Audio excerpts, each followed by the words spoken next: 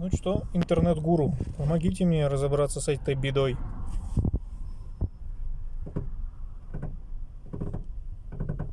Похоже на скрип. Странный. В общем, если быстро делать, то оно типа скрипит. Если дернуть на нейтраль,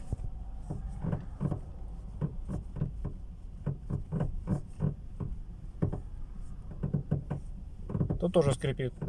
Точно не рулевой карданчик смазал, точно не опорники поменял. Что может быть?